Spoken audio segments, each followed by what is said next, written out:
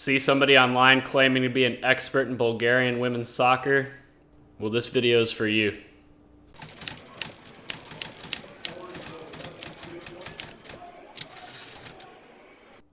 Welcome back to Sports Betting Truth, where it is my goal to give you actual sports betting advice without the touting, shilling, hype, and false promises. And with all the North American sports leagues shut down right now because of this coronavirus outbreak, a lot of people just don't have any sports to bet on right now, and that's fine. You know, you can use this time to take a break or develop models or do things sports betting related that is not directly sports betting but can help you going forward. But unfortunately, there's a group of people out there that are trying to take advantage of this outbreak, and by take advantage, I mean lie to people. Now, it's no secret that sports betting touts have had their income streams dry up lately because there's just no games to sell picks for, at least in North American sports leagues. However, touts had to pay the bills too, and unfortunately, there are some touts out there that are claiming to be experts in fringe sports leagues around the world. Now, just because North American sport leagues are shut down doesn't mean they all are worldwide. You know, there's still some countries out there that are hosting sporting events, and odds makers and sports books, you know, still needing their revenue streams to stay afloat,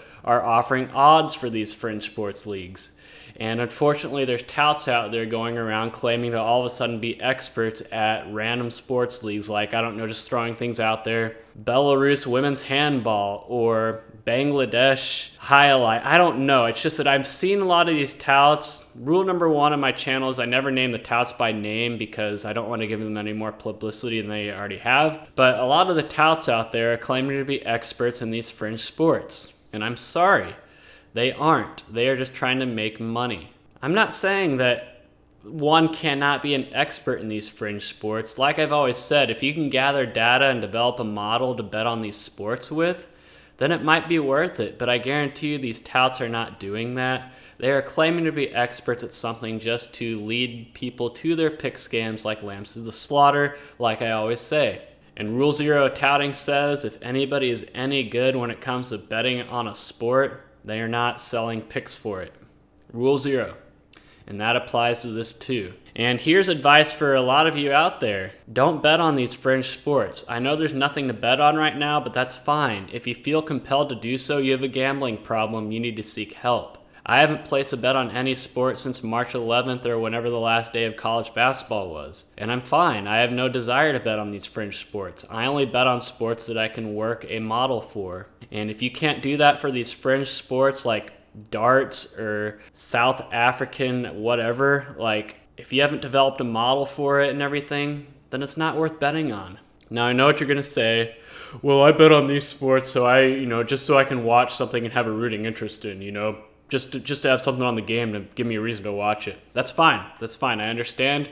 And like I said in response to that argument many times in many videos on this channel, that's fine, but that's not what my channel is about. My channel is about long-term profitability, and betting on sports for the entertainment value to give you a reason to watch it is not a long-term profitable strategy.